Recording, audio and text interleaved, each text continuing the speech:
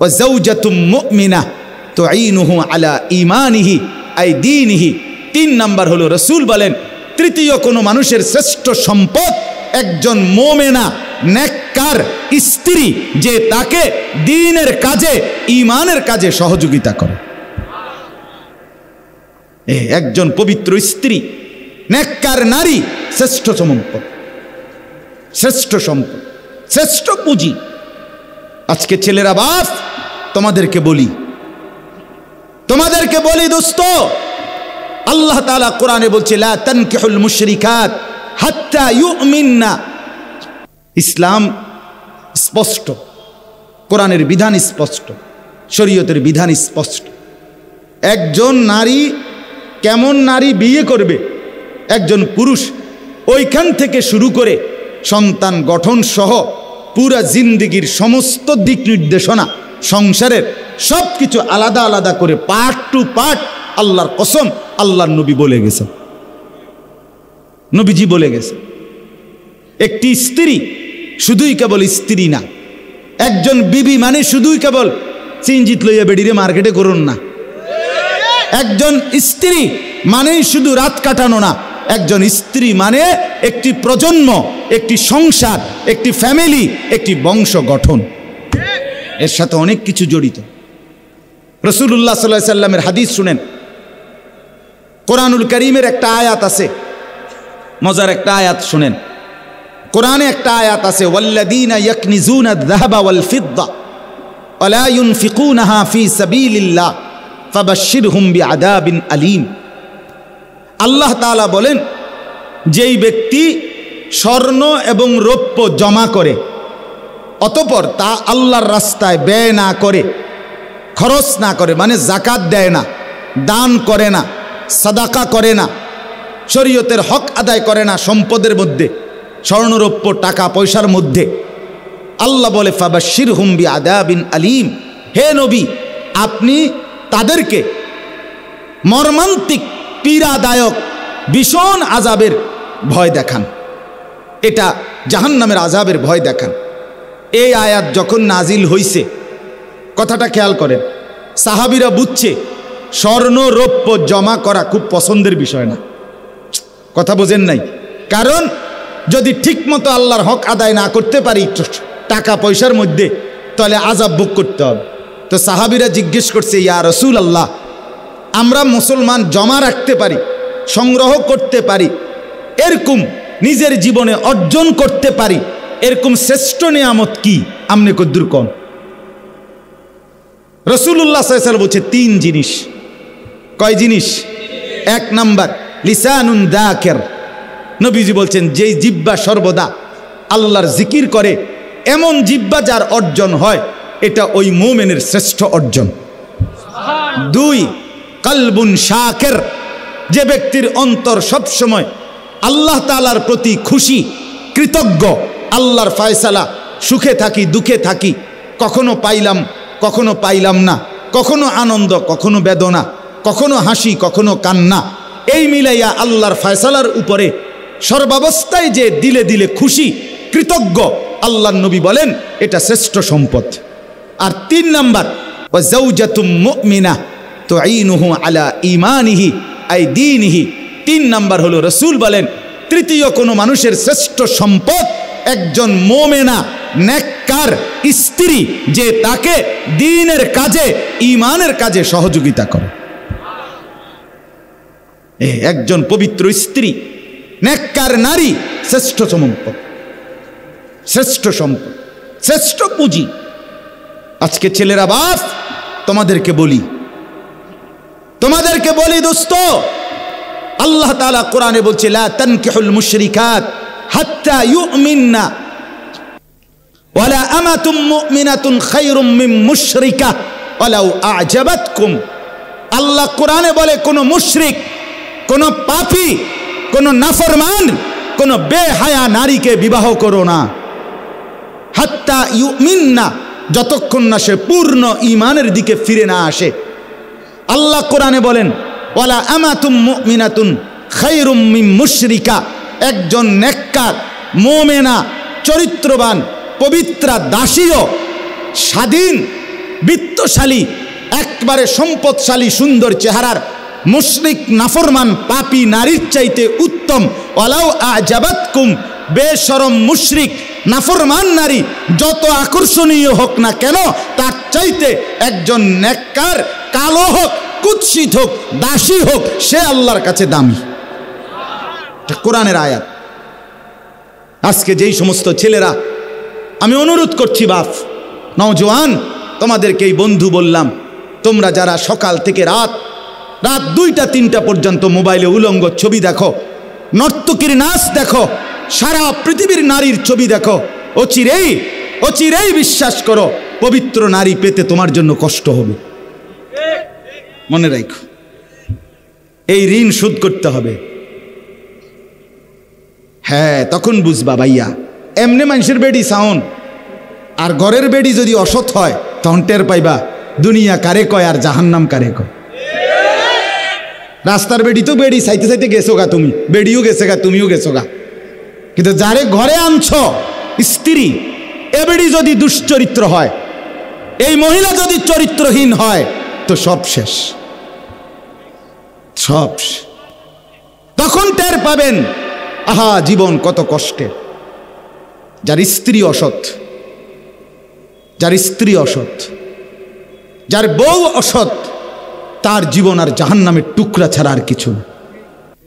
আমি আমার এই ছোট্ট জীবনে অগণিত পুরুষকে, অগণিত যুবক আমি দেখছি, যারা আমার সাথে এরকম হাজারো অবস্থা বলছে যে আহা 3 বছরের প্রেম, 5 বছরের প্রেম, হ্যাঁ লম্বা সময়, এরপরে বিয়ে করছে 8 মাস, 2 মাস, 1 বছর, 1.5 বছরের ভিতরে বিবাহের পরের জিন্দিগিটা জাহান্নামের টুকরা হয়ে গেছে। এজন্য অনেক ছেলে তোমরা দাঁড়িয়ে বসে তোমাদের কাছে অনুরোধ করছি, আখেরাত তো আছেই বন্ধু, দুনিয়াটাকেও জাহান্নাম বানাইও না। রাস্তার মেয়ের সাথে সম্পর্ক গড়ো না, বেপর্দা মেয়ের সাথে, বিবাহ বহির্ভূত যে তোমার সাথে সম্পর্ক গড়ছে, সে বিবাহের পরে আরেকজনের সাথেও সম্পর্ক করবে, এ তোমারে কষ্ট দিবে দোস্ত বন্ধু। কোরআনুল কারীমের মধ্যে আছে, আল্লাহ বলেন, আমি যাকে পবিত্র স্ত্রী দেই, সেই স্ত্রীর মাধ্যমে আমি তাকে ওয়াজআলা বাইনাকুম মাওয়াদ্দাতাম ওয়া রাহমা, আমি তার জন্য ভালোবাসা এবং দয়া মায়া উভয়টাই দেই। স্ত্রীর কাছ থেকে 2টা জিনিস চাইতে হয়, কোরআনে আছে। এক হলো মহব্বত চাইতে হয়, ভালোবাসা চাইতে হয়, আরেকটা হলো দয়া মায়া চাইতে হয়। শুধু মহব্বত না, 2টাই লাগে। আমি 2008 সালে বিয়ে করছি, আজকে 2023 সাল, আমার এই 15 বছরের বিবাহের জীবনে তো আমার স্ত্রী আছে, হালাল স্ত্রী। তো আমি যখন 2020 সালে মোটর সাইকেল অ্যাক্সিডেন্ট করে পাও ভাঙ্গিয়া ফেলছি, তখন আমি প্রায় দীর্ঘ 6 মাসের মতো বিছানায় এক জায়গাতে 3 মাস, প্রথম 3 মাস পড়েছিলাম। হসপিটাল থেকে আইনা আমারে যেখানে রাখছে ওইখানেই আমি পড়েছিলাম, এক সুতা নড়াচড়া করতে পারি নাই। পেশাব পায়খানা, অজু, গোসল, খানা, খাদ্য সব কিছু এই এক জায়গায়। তো সেই 6 মাসের লাগাতার আমার রাত দিনের সমস্ত খেদমত দয়া মায়া করে আমার বিবি করছে। এটা রাস্তার নর্তকীর থেকে তুমি পাইতা না, এটা মিলবে না। এজন্য স্ত্রী মানে শুধুই কি না উপভোগের সামগ্রী না, সে ভালোবাসারও জন, দয়া মায়ারও জন। দয়া মায়াও দরকার, দয়া মায়াও দরকার। আজ তুমি যদি চরিত্র নষ্ট করো, অচিরেই তোমার জন্য চরিত্রহীন নারী মিলবে। এটা কোরআনের ওয়াদা, আল্লাহর একবারে ডাইরেক্ট ওয়াদা, ডাইরেক্ট ওয়াদা শুনিয়ে দিই। কোরআনের আয়াত শুনেন, এই যে দেখেন আল্লাহ তাআলা কোরআনে বলছেন, সূরা নূর, আল খাবিসাতু লিল খাবিসিন, খবিস পুরুষের জন্য খবিস নারী, আল খাবিসুনা লিল খাবিসাত, খবিস নারীর জন্য খবিস পুরুষ। এই ডাইরেক্ট কোরআনের আয়াত, ঠিক কইলেও ঠিক, ঠিক না কইলেও ঠিক, বুঝেন না? এটা কোরআনের আয়াত না, এটা ঠিক কইলেও কি ঠিক, ঠিক না কইলেও কি। এই যে অত্তাইয়িবাতু লিত্তাইয়িবিন, অত্তয়িবুনা লিত্তয়্যিবাত। রব্বুল আলামিন বলেন, আর পবিত্র পুরুষের জন্য পবিত্র নারী, পবিত্রা নারীর জন্য পবিত্র পুরুষ। হ্যাঁ, টিট পর টেট নাকি, ইট মারলে পাটকেল খেতে হয়। তার মানে হলো আজকে তুমি নষ্ট হইলা, ও চিরেই তুমি নষ্টটাই নিতে এ বেশি দিন লাগতো না। রঙের গুড্ডি কাইটা যাবে, গুড্ডি কাইটা যায় না, এই রঙের গুড্ডি দেখতে দেখতে নাই বন্ধু। এই জন্য নষ্ট হইও না, হায়াত লম্বা। আল্লাহ হায়াত দিলে, আল্লাহ যদি বাঁচায় রাখে 60 বছর, আল্লাহ বাঁচায় রাখলে 70 বছর, ফুর্তি করলা তামসা করলা নয়তো 7 বছর, নয়তো 10 বছর যন্ত্রণা ভুগতে হবে, নয়তো 40 বছর দুনিয়াতেই মিয়া। এরপরে আখিরাত সেটা তো আছেই, সেটা তো পরের বিষয়। দুনিয়াতেই যন্ত্রণা ভোগ করতে হবে। আল্লাহ তাআলা আমাদেরকে বুঝার তৌফিক দান করেন। আমি লম্বা করলাম এই প্রসঙ্গটা, এতক্ষণ ধরে বলার উদ্দেশ্য এই কথাটাই বুঝানো। তোমরা অনেক ছেলে বাপ, তোমাদের জিন্দিগি যদি সুন্দর হয় তোমারই ভালো। আমি তোমার জন্য আটকায় যাব না, তুমি আমার জন্য আটকায় যাবা না, এটাই সহজ। আমার বয়ানের পরে আমি আমার পথে চলে যাব, তুমি তোমার পথে চলে যাবা। কেউ কারো জন্য আটকায় না, কিন্তু তোমার নিজের জীবন যদি আটকায়া যায় নিজের কাছে, তাহলে তো তুমি কষ্ট পাইবে। আপনজন বড় অভাব। আজকে যদি ধরে ধরে আমাদের সন্তানদেরকে না ফিরাই, তোমরা যদি না ফিরে আসো, তোমরা যদি নিজেকে সুন্দর না বানাও, খোদার কসম নিজেও কষ্ট পাবে। আর যুবকরা যদি ফিরে না আসে, ইসলামের বিজয় আসবে কোত্থেকে? দ্বীনের বিজয় আসবে কোত্থেকে বন্ধু? এজন্য আজকে আমরা নওজোয়ানদের বড় বেশি পরিবর্তন চাই, বড় পরিবর্তন চাই, বড় বেশি চাই। মুসলমানের ছেলেরা যদি নামাজি হয়, আরে বিশ্বাস করেন না, আমার একটা ব্যক্তিগত কথা আছে, এটা আমার হৃদয়ের কথা, আমার আবেগের সবটুকু দিয়ে আমি বলতে চাই, মুসলমানের যুবকরা যদি শুধু 2টা জিনিস করে, একটা জিনিস হলো নিজের মাথার চুল চতুর্দিক থেকে সমানভাবে কাইটা চেহারা সুরত যদি মুসলমানের মতো বানায়, আর 5 ওয়াক্ত নামাজ, বিশেষ করে ফজরের নামাজ যদি মুসলমানের যুবকরা পড়তে শুরু করে মসজিদে গিয়ে, আর চেহারা সুরত আর চুলটা ঠিক করে, আল্লাহর কসম গোটা পৃথিবীর কাফের আর বেঈমান বুঝবে মুসলমানের যুবকরা নড়ে চড়ে বসছে। এরা বুঝবে মুসলমানের সবচেয়ে বড় সম্পদ যুবক, তারা ইসলাম নিয়ে ভাবতেছে, আগামী দিন নিয়ে ভাবতেছে। ইনশাআল্লাহ এই যুবকদের দ্বারাই মাহাদির পক্ষে এরা লড়বে, দাজ্জালের বিরুদ্ধে লড়াই করবে।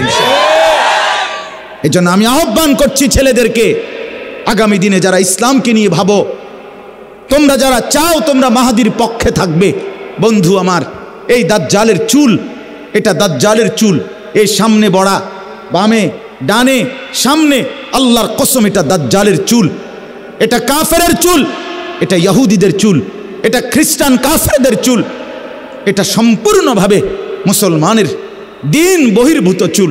কাজে এটা কাইটা ফেলো, এটা কেটে ফেলো বন্ধু। যদি মার পবিত্র দুধ খেয়ে থাকো, আরেকবার প্রয়োজনে মোবাইলে দেখো, ফিলিস্তিনের গাজা উপত্যকার মধ্যে কি পরিমাণ মার রক্তে জমিন ভেসে গেছে, কি পরিমাণ মুসলিম ভাই ছোট্ট মাসুম বাচ্চা রক্তে গড়াগড়ি খাচ্ছে। মুসলমানের লাশ, গতকালকে পত্রিকা আসছে, মুসলমানের লাশ কুকুরে কামড়াইতেছে, মুসলমানের লাশ মাটিতে দাফন করার সুযোগ পাচ্ছে না। যে ইহুদি কুত্তারা, যে ইউরোপের ভাড়াটে সন্ত্রাসী, ইউরোপ আমেরিকার জারজ সন্তান, এই ইসরায়েলের ইহুদি কুত্তারা, তারা এই পরিমাণ মুসলমানকে জুলুম আর নির্যাতন করছে বন্ধু। খোদার কসম, এই বেঈমান ইহুদিদের পক্ষ থেকেই এই পৃথিবীতে ছড়িয়ে দেওয়া এই চুলের ডিজাইন। আমি অনুরোধ করলাম তোমাদেরকে, তোমরা দয়া করে যদি মার পবিত্র দুধ খেয়ে থাকো, তোমাদের রক্তে যদি ইসলাম থাকে, প্রতিবাদের অংশ হিসাবে আমরা মজলুমের পক্ষে, আমরা মুসলমানের পক্ষে, আমরা ফিলিস্তিনিদের পক্ষে, আমরা মুজাহিদিনদের পক্ষে, আমরা দ্বীনের পক্ষে, আমরা ইহুদিদের পক্ষে না। এই কথার প্রমাণ হিসাবে আমি যুবক, তোমরা যাদের চুল বড় বড় ডানে বামে, তোমরা কি কদ্দুর নিয়ত করবানি? দাঁড়াইয়া নিয়ত করো, যে ইনশাআল্লাহ তোমরা এই চুল নিজেকে মোমেন মুসলমান হিসাবে প্রতিবাদের অংশ হিসাবে তোমরা চুল কাইটা ফেলবা। এই নিয়তে কিছু ছেলে দাঁড়াও, তো দাঁড়াও ইনশাআল্লাহ হিম্মত করে। না না, যাদের চুল বড় বড় ডানে বামে বড়, কাটো, কাট, নিয়ত করো, আল্লাহ বরকত দিবে। আরে লজ্জা পাইও না, ইনশাআল্লাহ আল্লাহ বরকত দিবে। আমি বললাম দাঁড়াও, আরো দাঁড়াও, আরো আছো এখানে, আরো আছো অনেক ছেলে, দাঁড়াও ভাইয়া, আল্লাহ বরকত দিবে। আমি বললাম ইনশাআল্লাহ তোমাদের দ্বারাই সমাজের পরিবর্তন হবে ইনশাআল্লাহ। তোমরা মাহাদির পক্ষে লড়বে ইনশাআল্লাহ, তোমরা দাজ্জালের বিরুদ্ধে লড়বে ইনশাআল্লাহ। বাকিরা যারা দাঁড়াইতে পারলা না, আমি কি দোয়া করতাম যে তোমরা যেন দাজ্জালের পক্ষে থাকো? তাহলে দাঁড়াও। না না, যারা দাঁড়াইলা না, তাহলে তোমাদের জন্য দোয়া করি যে তোমার খোদা যেন দাজ্জালের পক্ষে রাখে, বেঈমানের পক্ষে রাখে। তুমি বলো, তুমি কি মার পবিত্র দুধ খাও নাই? তাহলে দাঁড়াও, আরো দাঁড়াও, আরো আছো ছেলে এখানে, দাঁড়াও ইনশাআল্লাহ, নিয়ত করে দাঁড়াও যুবক, দাঁড়াও, হিম্মত করো, দাঁড়াও ইনশাআল্লাহ। এটা প্রতিবাদ হবে ইনশাআল্লাহ।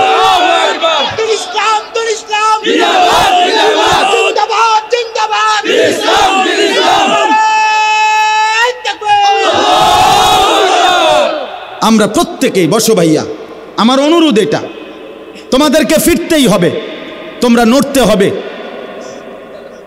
তোমরা নড়ে চড়ে বসতে হবে ছেলেরা। তোমরা একথা বেঈমানকে বুঝাইতে হবে আমরা মুসলমানের এত লক্ষ কোটি যুবক মরে যাই নাই, আমরা হারিয়ে যাই নাই, আমরা আমাদের মজলুমের রক্তের বদলা চাই, আমরা মোমেনের রক্তের তাজা খুনের বদলা চাই। আরে আল্লাহর কাছে বলো যে রব্বে করিম আপনি আমাকে সুযোগ দেন, আমি মজলুমের জন্য জান দিয়ে দিতে রাজি আছি। এটা চাইতে হবে বন্ধু, আল্লাহর কাছ থেকে তৌফিক চাও। মাত্র 92 লক্ষ কাফের ইহুদি, 1 কোটি না, 23 লক্ষ মুসলমান গাজা উপত্যকায়। বিশ্বাস করো বাপ, একটা মুসলমানের একটা ঘর ভিটা মাটি আর মাটির উপরে নাই। আজকে 1.5 মাসের অব্যাহত নির্বিচারে বোমা বর্ষণ করে মুসলমানের একটা কুড়ে ঘরও আর মাটির উপরে নাই। মুসলমান তার লাশ দাফন করতে দিচ্ছে না। গতকালকে আমি নিজে পত্রিকায় দেখছি, কুকুরে মুসলমানের লাশ কামড়াইতেছে, মৃত লাশ নিয়ে টানা হেসরা করতেছে।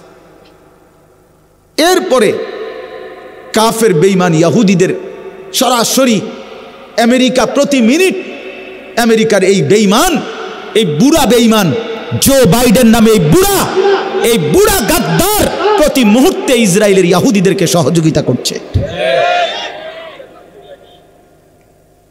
অতএব এত রক্ত, এত লাশ, মুমিনের এত পবিত্র দেহ এইভাবে অকাতরে রক্তে গড়াগড়ি খাচ্ছে, শহীদ হচ্ছে, এরপরও কি আমাদের ফিরবার সময় হয় নাই? বলো না ভাইয়া, এরপরও আমাদের আল্লাহকে ডাকার টাইম হয় নাই? এরপরও কি নামাজের সময় হয় নাই? আহা, কার আশ্রয়ে জীবন কাটাচ্ছ ছেলেরা? বাপ, সারাদিনে যারা 1 ওয়াক্ত নামাজ পড়ো না, আল্লাহকে তো ছেড়ে দিলা বুঝলাম, কিন্তু কার আশ্রয় নিলা? ঠিক আছে, ধরে নিলাম তুমি আল্লাহকে ছেড়ে দিছো, আল্লাহকে পছন্দ হচ্ছে না, আল্লাহ তোমার লাগবে না, আচ্ছা বুঝলাম, তো এরপরে কার থেকে নিরাপত্তা নিবা? কে নিরাপত্তা দিবে? সারা দিন সারা রাত মোবাইলে 2 আঙ্গুলে টিপ্পা উলঙ্গ ছবি যে দেখো, নারীর ছবি যে দেখো বন্ধু, আল্লাহকে তো ভুলে গেলা। এখন কার আশ্রয়ে, কার নিরাপত্তা নিলা? 92 লক্ষ ইহুদি আক্রমণ করছে, 23 লাখ মুসলমান সর্বহারা। গত পত্রিকা আসছে 7 লক্ষ শিশু ফিলিস্তিনের যারা সর্বহারা, তাদের মাও নাই, বাবাও নাই, তারা জানে না আগামী দিনে তারা কোথায় আশ্রয় মিলবে। মা নাই, বাবা নাই, এই অবুঝ বাচ্চাদের ভবিষ্যৎ কি? এই যে ওই যে বাচ্চা দেখেন ওই ভাইয়ের কোলে, 1 মিনিট যে বাপ তার সন্তানটাকে বুক ছাড়া করতে চায় না।